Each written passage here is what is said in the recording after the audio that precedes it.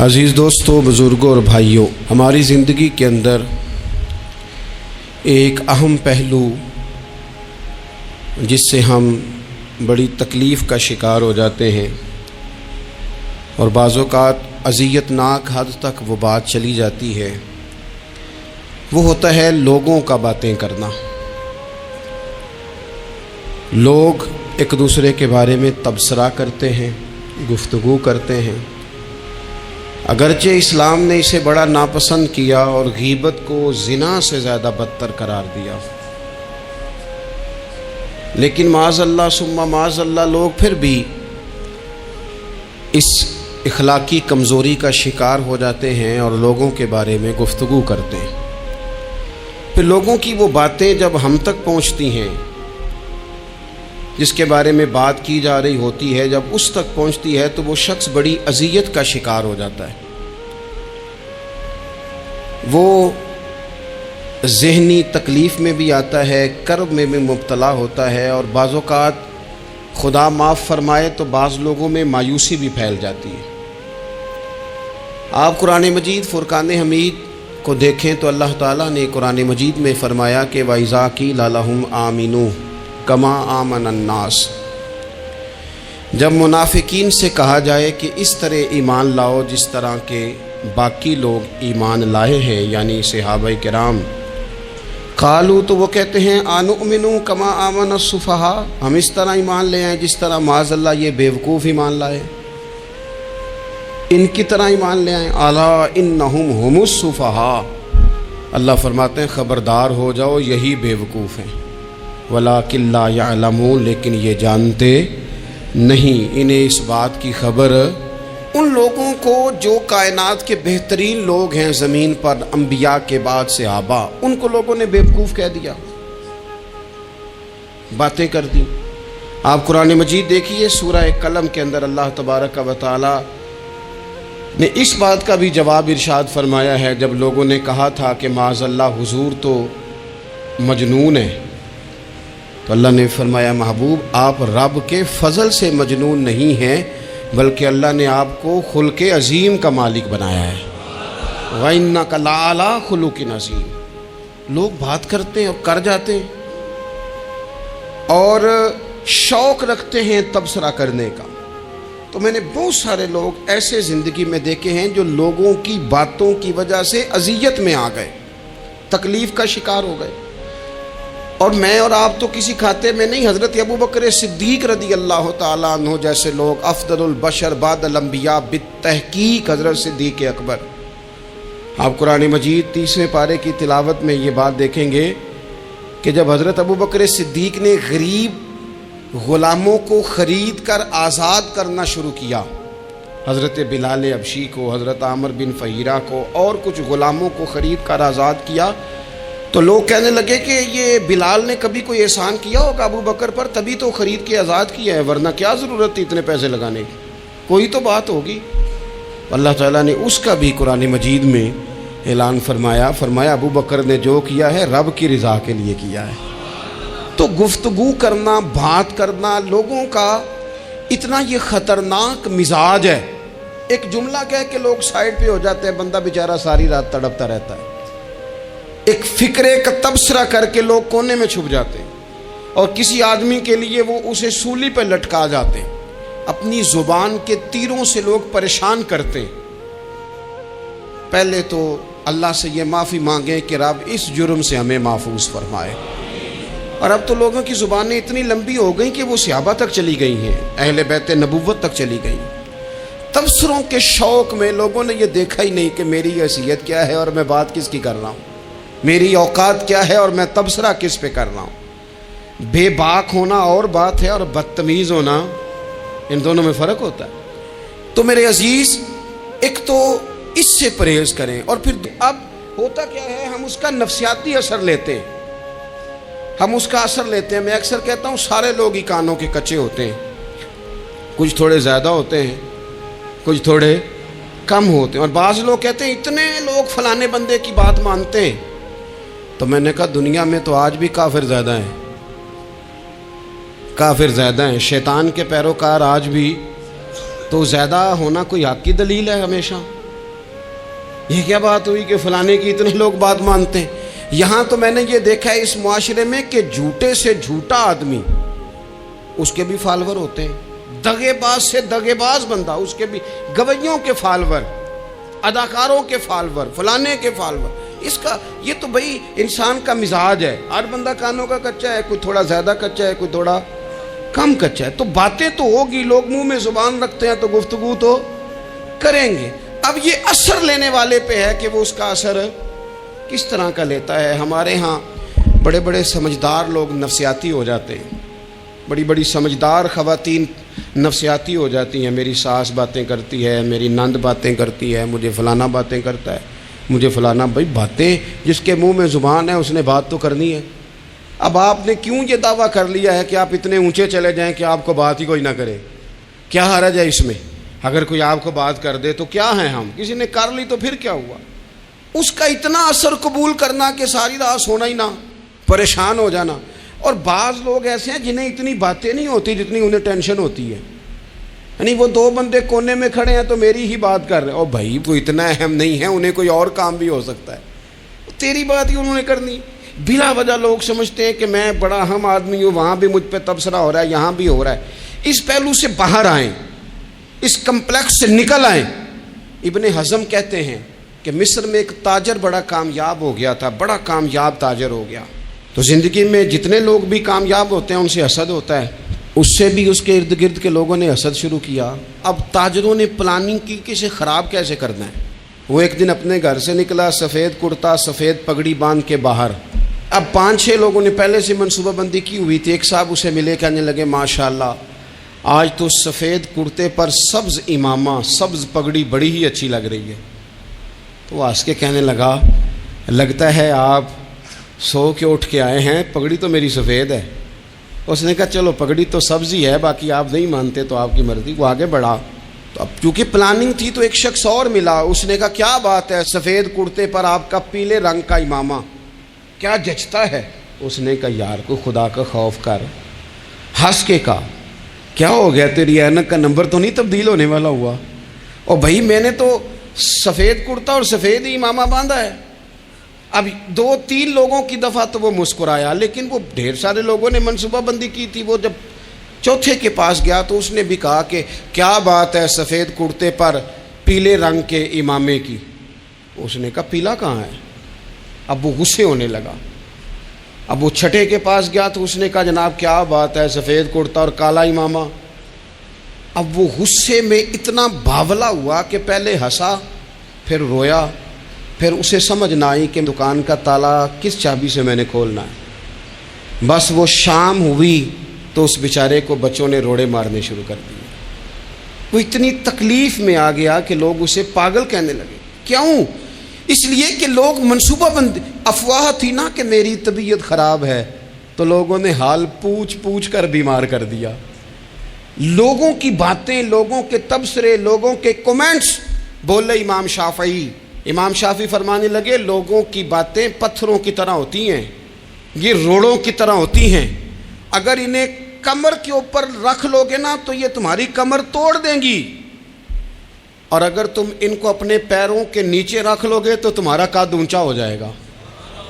بس دنیا میں وہ لوگ پریشان ہوتے ہیں جو لوگوں کی باتوں کو کندھوں پر سوار کر لیتے، جو پیروں کے نیچے رکھے، جو پاؤں کے نیچے رکھے ان کا قد۔ وہ پرانے زمانے میں نا عارف رومی رحمۃ اللہ علیہ فرماتے ہیں کہ ایک بیل گائے گر گئی تھی کنویں کے اندر، تو اب وہ لوگ اس کو نکال تو نہیں سکتے تھے، تو انہوں نے اس طرح کیا کہ مٹی ڈالنی شروع کر دی کہ اب بدبو آئے گی، پریشانی ہوگی، تو اس کو بند کر دیتے ہیں اندر ہی کنویں کو، کنواں نئی جگہ پہ کھود لیتے ہیں۔ انہوں نے جب اس کے اندر مٹی ڈالی نا تو وہ گائیں جو تھی وہ مٹی جھاڑ کے تو مٹی کے اوپر آ گئی، انہوں نے پھر مٹی ڈالی تو وہ تھوڑی اور اوپر آ گئی، اور مٹی ڈالی تو اور وہ مٹی ڈالتے گئے اور گائیں وہاں سے کنویں سے باہر آ گئی۔ لوگوں نے دفن کرنا چاہا، وہ باہر نکل آئی۔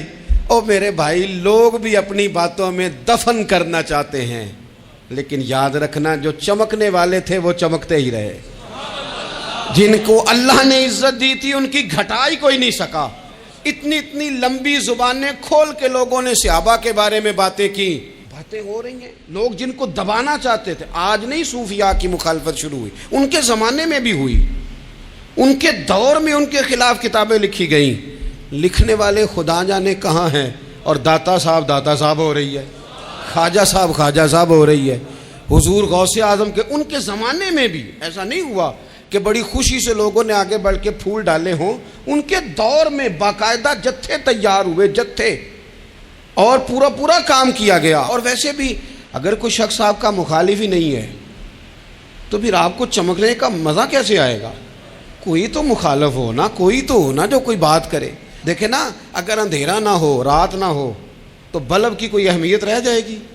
یہ چمکتا ہی تب ہے جب اندھیرا زیادہ ہوتا ہے۔ ہم کہتے ہیں اندھیرا ہو گیا، اور بھائی تجھے چمکنے کا موقع دیا ہے اندھیرے نے، تجھے اس نے عروج دیا، تندی باد مخالف سے نہ گھبرا اے عقاب، یہ تو چلتی ہے تجھے اونچا اڑانے کے لیے، تو باتوں سے پریشان نہ ہو۔ میں نے کہا کہ اگر آپ باتوں کا پہاڑ بنا کے اوپر سوار ہو جائیں گے نا تو قد اونچا کریں گی باتیں۔ جو بندہ ڈسکس ہونے لگ جاتا ہے وہی تو مشہور ہوتا ہے، اسی کی تو بات ہوتی ہے۔ دیکھیں کیا ہوتا تھا بھلا مکے میں، کوئی بندہ باہر سے آتا تو ابو جال اسے کھڑا کر کے کہتا حضور کے پاس نہ جانا، تو کہتا پتہ تو کروں بھلا نبی پاک کے پاس کیا ہے، پتہ تو کروں بھلا حضور کے پاس کیا ہے۔ تو جن سے تعارف نہیں ہونا تھا وہ بھی تعارف کرا رہے تھے رسول پاک کا۔ تو اس لیے باتوں سے گھبرا جانا، ہاں ایک بات ہمیں کتاب و سنت میں ملتی ہے، اس پر ضرور غور کریں، تہمت والی جگہ سے بچیں، تہمت کا موقع نہ دیں۔ مطلب بلا وجہ ہی اپنے لیے بحث کا دروازہ کھولنا یہ درست نہیں ہے۔ اپنے لیے ہم نہ دروازے کھول لیتے ہیں بحث کے، مفت کی بحث ہو رہی ہے، فلانا بھی ڈسکس کر رہا ہے۔ کچھ چیزیں ایسی ہوتی ہیں جو سب کی سمجھ کی نہیں ہوتی، وہ سب کے سامنے ڈسکس کرنا ضروری نہیں ہوتا۔ حضرت سیدنا ابو ہریرہ رضی اللہ تعالیٰ عنہ فرمایا کرتے تھے، مجھے نبی پاک علیہ السلام نے علم کی 2 تھیلیاں دی ہیں، میں نے ایک کھولی ہے تمہارے سامنے، ایک کھولی ہے، دوسری نہیں کھولوں گا، اس لیے کہ ہر بندے کو بات اس کے ظرف کے مطابق کرنی چاہیے۔ تو موقع نہ دیں۔ نبی پاک صلی اللہ علیہ وسلم نے فرمایا، اس بندے نے اپنی، یہ بخاری میں موجود ہے، فرمایا اس نے اپنی عزت اور اپنی جان کو محفوظ کر لیا جو فتنے والی جگہ سے بچ گیا۔ جہاں تہمت لگ سکتی ہے اس جگہ سے بچیں، جان بوجھ کے لوگوں کو موقع نہ دیں باتیں کرنے کا، جان بوجھ کے موقع نہ دیں۔ جامع ترمذی کے اندر حدیث موجود ہے، حضرت سیدنا عمر فاروق رضی اللہ تعالیٰ عنہ نے ایک موقع پر اجازت مانگی تھی نبی پاک صلی اللہ علیہ وسلم سے، عرض کیا یا رسول اللہ صلی اللہ علیہ وسلم مجھے آپ اجازت دے دیں، میں عبداللہ بن ابی سلول کی گردن اڑا دوں، یہ منافق بار بار آڑے آتا ہے، بار بار تکلیف دیتا ہے، آپ مجھے اجازت دیں میں اسے قتل کر دوں۔ تو اب وہ چونکہ کلمہ پڑھتا تھا، ساتھ تو رہتا ہی تھا نا، بہت سارے لوگ اسے مسلمان جانتے تھے، تو حضرت سیدنا عمر فاروق رضی اللہ تعالیٰ عنہ نے اجازت چاہی، کہ یا رسول اللہ صلی اللہ علیہ وسلم اگر آپ مجھے اجازت دے دیں، یہ ترمذی میں موجود ہے، یعنی آپ اس جگہ سے بچیں جہاں تہمت لگ سکتی ہے، جہاں بلا وجہ کسی شخص کو شر پھیلانے کا موقع مل سکتا ہے۔ یا رسول اللہ مجھے اجازت دے میں عبداللہ بن ابی سلول کی گردن اڑا دوں۔ تو نبی پاک صلی اللہ علیہ وسلم نے فرمایا کہ عمر اگر میں تمہیں ایسا کرنے کی اجازت دوں گا تو لوگ کہیں گے کہ اب اپنے قریبیوں کو انہوں نے مروانا شروع کر دیا ہے، ساتھ والوں کو ہی مروانا شروع، لوگ تو اسے مسلمان سمجھتے ہیں نا، تہمت والی جگہ سے۔ بلکہ بخاری شریف میں اسی طرز کا ایک اور پیغام بھی ہمارے لیے موجود ہے۔ یہ جو حرم شریف آج ہمارے سامنے ہے نا، بیت اللہ شریف، اس میں ایک پیچھے مقام ہے جس کو حتیم کہا جاتا ہے، یہ خانہ کعبہ کا حصہ ہے۔ حضور صلی اللہ علیہ وسلم کے اعلان نبوت سے پہلے جب قریش مکہ نے اسے تعمیر کیا نا دوبارہ سے، تو انہوں نے چندے کا کوئی اس طرح کا مزاج بنایا تھا کہ اس بندے سے پیسے لینے ہیں جس کے بالکل ہی جائز ہوں۔ اس ترتیب سے انہوں نے خانہ کعبہ کی تعمیر کی کہ پھر وہ ساری تعمیر نہ کر سکے، حتیم باہر رہ گیا۔ تو نبی پاک صلی اللہ علیہ وسلم نے ایک دن فرمایا، بخاری میں موجود ہے، حضور فرمانے لگے عائشہ اگر تمہاری قوم جاہلیت کے قریب نہ ہوتی، کیونکہ ابھی قریب جاہلیت چھوٹی ہے نا، ابھی لوگوں نے کلمہ پڑھنا شروع کیا ہے، فرمایا اگر یہ جاہلیت کے قریب نہ ہوتے تو میں کعبے کو انہی بنیادوں پر دوبارہ بنا دیتا جن بنیادوں پر حضرت ابراہیم علیہ السلام نے بنایا تھا، لیکن چونکہ یہ جاہلیت کے قریب ہیں، ان کی سمجھ میں چیز نہیں آئے گی، یہ شک میں پڑ جائیں گے، پریشان ہو جائیں گے، لہذا میں یہ کام نہیں کرتا۔ بہت ساری چیزیں ایسی ہیں کہ جن کی وجہ سے بعض سادہ لوگ ابہام کا شکار ہوتے ہیں، ابہام کا۔ ہمارے علماء نے اس طرح کیا کہ بڑے طے کر کے عقائد کے عنوانات امت تک پہنچائے۔ ہر آدمی ہر شعبے کا اسپیشلسٹ نہیں ہوتا، بہت سارے لوگ باتیں مریض کے سامنے کرنے والی نہیں ہوتی، وہ صرف لواحقین کو بتانے والی ہوتی۔ پھر کچھ لوگ اور آئے جنہوں نے کہا کہ ہم تو ایفیشنسی دکھائیں گے، کچھ خاص ہر بات کھول کر لوگوں کے سامنے رکھیں گے۔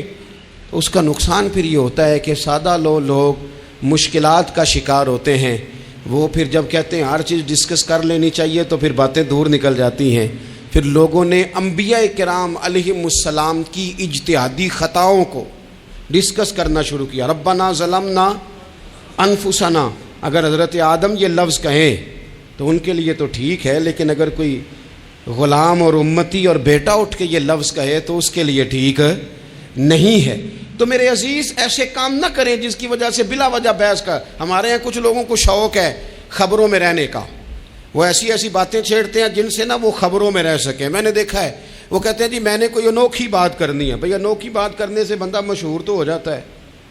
ہمارے زمانے میں مشہور ہی وہ ہوتا ہے جو دوسروں سے ذرا ہٹ کے بات کرے، انوکھی کرے۔ وہ ہمارے لطیفہ لکھا ہے نا، ایک اہل عرب کا ایک ہجا نام کا عربی کا ایک لطائف سنانے والا شاعر ہے، تو وہ کہتا ہے کہ ایک شخص نے ایک دفعہ کہہ دیا تھا گدھا کھانا جائز ہے۔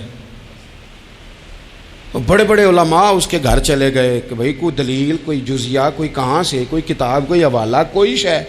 اس نے کہا روز آؤ گے ایک ایک بندے کو بتاؤں گا، کٹھا اسٹیج لگاؤ، ایک کی دفعہ حوالے دیتا ہوں، روز نہیں دیے جاتے۔ وہ اسٹیج لگ گیا، دنیا جمع ہو گئی، جنہوں نے کبھی ٹائم نہیں نکالنا۔ تو یہ ذرا انوکھی بات جو کر رہا تھا تو سارے لوگ آ گئے، تو وہ اسٹیج پہ چڑھا تو کہنے لگا مجھے جانتا کوئی نہیں تھا، چلو اب بدنام جو ہوں گے تو کیا نام نہ ہوگا، اب قیامت تک کہو گے تو صحیح نا۔ وہ اس مولوی دے گھر جنہیں ایک بار آکھیا نہیں تھی گدا کھانا جائز ہے، چلو بدنام جو ہوں گے تو کیا۔ تو بہت سارے ایسے لوگ ہیں جو ہیں بدنام، پر چلو نام تو ہو گیا نا، بدنامی صحیح، شرارت صحیح، شیطانیت صحیح، لیکن نام تو ہو گیا۔ تو اس لیے کوئی ایسا انوکھا کام جس سے لوگوں کی، میں آپ سے بڑی گزارش عرض کروں، اعلیٰ حضرت بریلوی رحمۃ اللہ علیہ نا لالٹین کے اندر مٹی کا تیل جلایا جاتا ہے ہمارے ہاں، تو مٹی کا تیل ظاہر ہے اس سے بدبو آتی ہے، تو مسجد میں وہ جلانا جائز نہیں تھا۔ تو ایک صاحب ارنڈی کا تیل لائے، وہ خوشبو والا ہوتا ہے، وہ لا کے انہوں نے نا اعلیٰ حضرت بریلوی رحمۃ اللہ علیہ کو لالٹین میں ڈال کے دیا اور کہا کہ یہ مسجد میں اس کو جلاتے ہیں چونکہ اس کے اندر سے خوشبو آتی ہے، بدبو نہیں آتی۔ تو وہ جو شرعی عذر ہے نا، حضور نے فرمایا کہ جمعے والے دن غسل کر کے آؤ تاکہ کسی کے پسینے سے ایک دوسرے کو تکلیف نہ ہو۔ کچا لہسن پیاز کھا کے مسجد آنا اس لیے منع کر دیا گیا کہ منہ کی بدبو سے تکلیف ہو، تو مسجد میں کوئی ایسی چیز جو بدبو کا باعث بنے منع ہے۔ اب انہوں نے وہ تیل لا کے لالٹین میں ڈالا جس سے خوشبو آتی تھی اور لالٹین بھی روشن ہوتی تھی۔ تو اعلیٰ حضرت فاضل بریلوی رحمۃ اللہ علیہ اپنے اس خادم سے فرمانے لگے کہ اب لوگ تو آئیں گے نا، تو ہمارے علاقے میں تو ساری دنیا مٹی کے تیل سے ہی چلاتی ہے، تو اب آپ نے ایک خوشبو والا تیل لا کے ڈال تو دیا ہے اس کے اندر لالٹین میں، پر یہ لوگوں کو بتائے گا کون کہ یہ تیل وہ نہیں ہے؟ لوگ تو یہاں سے دیکھ کے جائیں گے اور جا کے کہیں گے کہ اتنے بڑے عالم کی مسجد میں اگر جل رہا ہے تو ہم کیوں نہ جلائیں۔ تو فرمانے لگے وہ شخص کے حضور پھر حال کیا ہے؟ فرمانے لگے آپ فرضوں کا سلام پھیر کے دعا سے پہلے لالٹین کے پاس کھڑے ہو جائیں اور جو بندہ گزرے اسے بتاتے جائیں کہ یہ مٹی کا تیل نہیں، یہ مٹی کا تیل نہیں، یہ مٹی کا تیل۔ ہر شخص کے ذہن تک بات اتر جائے تاکہ لوگ کسی ایسی چیز کا شکار نہ ہو جائیں جس سے کہ ان کے مزاج میں کوئی غیر شرعی چیز عروج پکڑ لے۔ تو میرے عزیز ہم نہ کچھ بدگمانیاں لوگوں کے اندر لوگ ڈالتے ہیں۔ ہمارے ہاں بالخصوص پاکستان میں جب سے سیاسی فرقہ واریت شروع ہوئی ہے، سیاسی، ہماری قوم کا مزاج اتنی بری طرح خراب کیا گیا ہے۔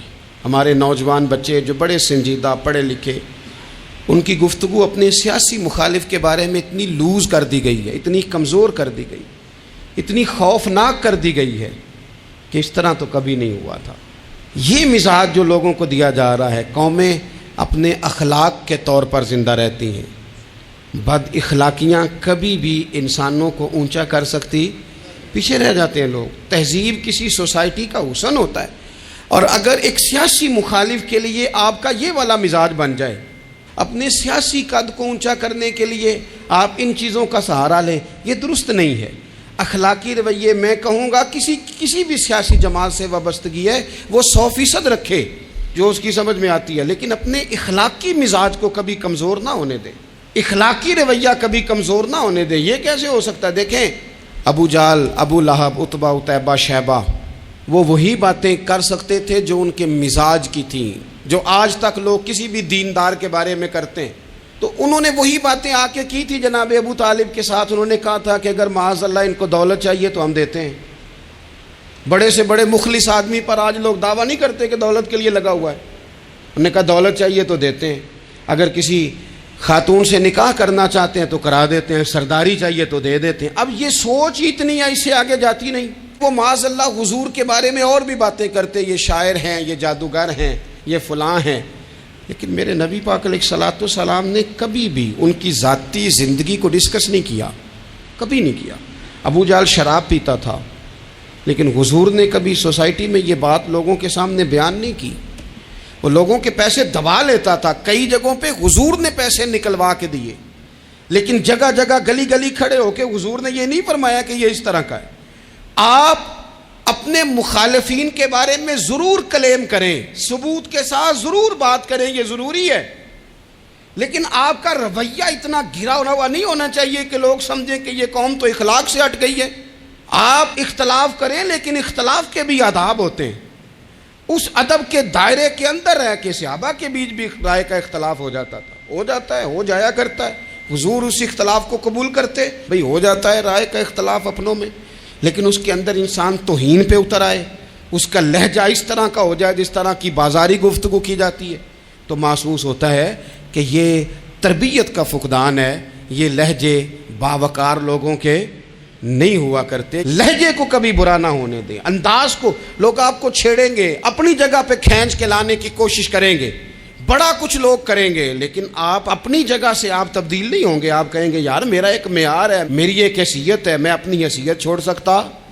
میں اپنی حیثیت نہیں چھوڑ سکتا۔ ہر بندے کو آپ ڈسکس کریں گے تو تہمت والی جگہ سے ضرور بچیں، بدگمانی سے ضرور بچیں، لیکن ہر شخص کو اس کے معیار کے مطابق اتر کا جواب دینا یہ باوقار لوگوں کا سٹیٹس نہیں ہوتا۔ وہ کہتے ہیں جا بات کر، جا کے تو کون ہوتا ہے تیری بات کرے، اب ہم ہر شخص کے منہ لگیں، یہ کیسے ہو سکتا ہے؟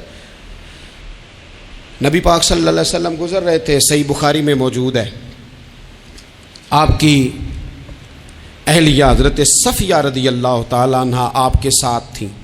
رات کا وقت تھا، حضور گزر رہے تھے، تو صحابہ کچھ کھڑے تھے، تو حضور نے ایک کو بلا کے کہا کہ یہ میری بیوی ہیں، صفیہ ہیں۔ عرض کرنے لگے حضور مجھے میری ماں روئے، میں کوئی آپ کے بارے میں بدگمانی کرتا؟ تو حضور نے جواب میں کیا کہا؟ محبوب فرمانے لگے جس طرح رگوں میں خون گردش کرتا ہے نا، شیطان بھی اسی طرح ہی گردش کرتا ہے۔ گویا حضور بتا رہے ہیں کسی وقت بھی بدگمانی پیدا کر دیتا ہے۔ میں تمہیں بتا رہا ہوں کہ اپنی اہلیہ کے ساتھ جا رہا ہوں، میری بیوی ہے۔ کوشش کریں کہ آپ اس جگہ سے بچیں جہاں باتیں ہو رہی ہوں۔ اور اس پہلو پہ تیسری گزارش اس عنوان پر یہ ہے کہ اگر کسی کے بارے میں باتیں ہو رہی ہوں تو فٹافٹ اس کا حصہ بننے کی کوشش نہ کریں، بلکہ آپ کے پاس جب تک کوئی شرعی ثبوت نہیں ہے تب تک آپ اس بات کا حصہ نہ بنیں۔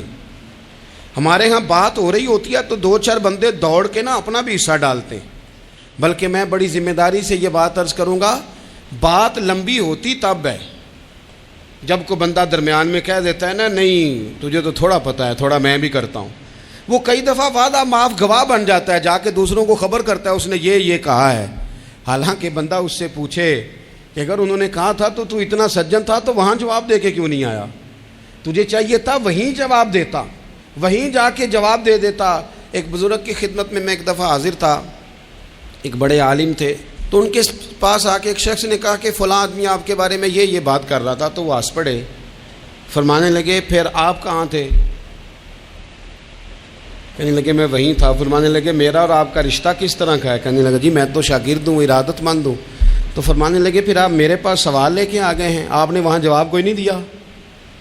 فرمانے لگے اب تو میرے سامنے بیٹھ، پہلے اس سوال کا جواب میں تجھے دوں، پہلے تجھے قائل کروں، اگر تو قائل ہوتا نا تو پھر تو یہ بات لے کے میرے پاس نہ آتا، پھر تو وہاں تو کلیئر کر آتا، تیرے اندر کجی ہے، تو بات کا حصہ بنا ہے، اور میرے نزدیک اس سے بڑا تو مجرم ہے کہ تو نے بات کو سنا ہے، وہ تو کوئی ہے، اور تو اپنا تھا، تو نے اپنا ہو کے یہ باتیں سنی، تو نے ہاں کی، تو وہاں بیٹھا رہا، تو اپنا تھا۔ اور حضور نے فرمایا محبت تو بندے کو اندھا بہرا اور گونگا کر دیتی ہے، جو کسے دا عاشق ہوئے ہوتے گل اسے دی کردا ہے، 100 مکر بہانے کر کے او دے ہی مرنے مرد ہے۔